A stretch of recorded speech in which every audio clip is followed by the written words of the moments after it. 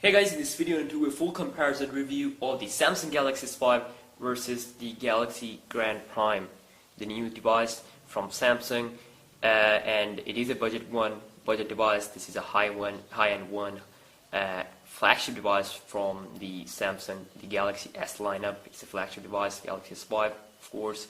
We'll see Galaxy S6 in a couple of months. Then also, let's quickly compare these two devices. So first of all, I'm going to start off with the display. This one is having a 1080p HD display, 5.1 inch display, 1080p with almost 400 plus ppi. And this is an AMOLED screen. You can see the quality of the display. Extremely great display. Then also this one has a TFT 5-inch screen, which is 540 by 960 resolution, non-HD screen. You can see that colors wash out pretty easily, but of course it's not so bad. It's not that bad, at least if we consider the price. Of course, you can get two Galaxy Grand Prime in price of Galaxy S5, but of course Galaxy S5 is a better device if we overall look. But let's see how this device compares. So the display wise, the Galaxy S5 has a 1080p HD screen. This one has a non-HD screen, so non-HD and Super AMOLED, those two stuff that is missing on this device. If you buy this device, you will get a non-HD, non-Super AMOLED screen. Then also coming to the build quality, this is plastic, just like a Galaxy S3.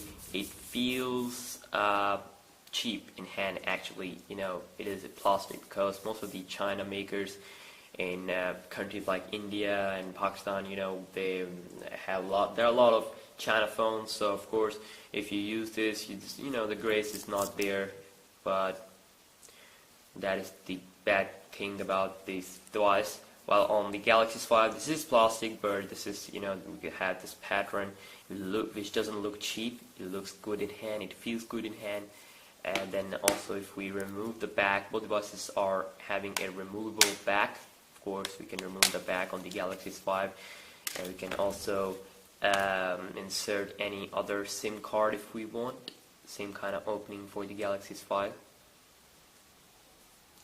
on the top. Of course, the Galaxy S5 is also waterproof at the same time. Then you can see we can also replace the battery. We can also enter any backup battery. You can also insert two SIM cards on this one. There's also Galaxy S5 Duos. Then also you can insert any micro SD card on the device to increase the SD card, internal memory.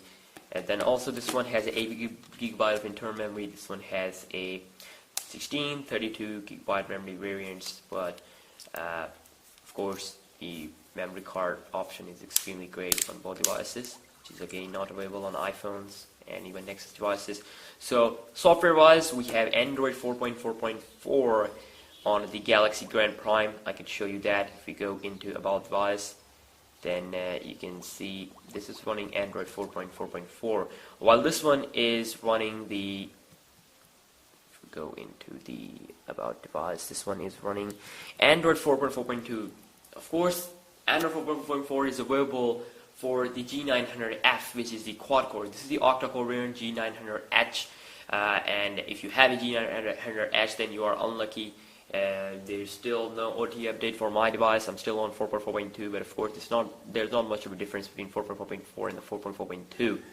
And then also, if you talk about the software, both have TouchWiz and both are very similar. You can see no difference between 4.4.2 and 4.4.4. And then also you can see settings and all kind of stuff looks different on the S5 than this one. You can see this just simple settings, while this one has some icons, app icon type stuff there.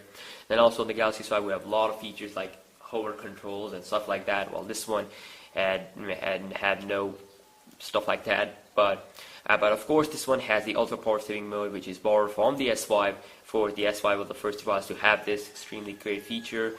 Then also we also do have download booster on the S5. Well, this one doesn't come with the download booster. And then if we talk about the internals, the Galaxy S5 has an octa-core processor. This one has a quad-core processor, but this is 64-bit, baby. But a budget one. This one is octa-core 32-bit. But of course, this supports 64-bit software.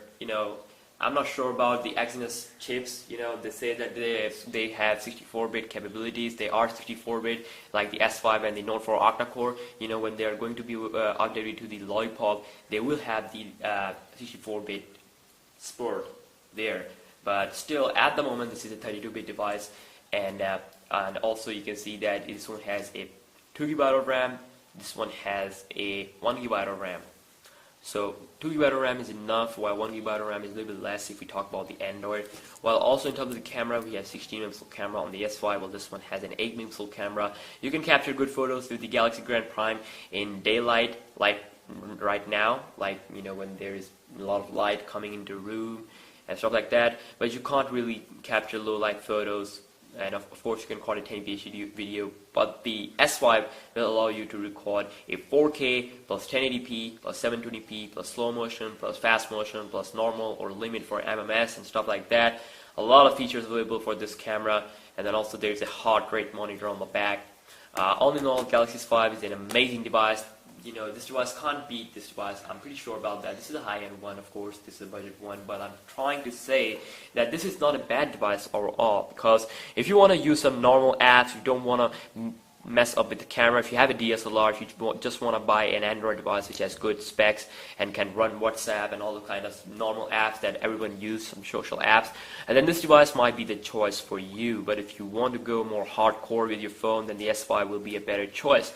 And S5 is now becoming cheaper and cheaper in terms of price, and which is extremely great phone, the Galaxy S5. I'm satisfied with it. And so just a quick little comparison here. Thank you so much for watching. I'll see you next one. Be sure to subscribe, like, comment.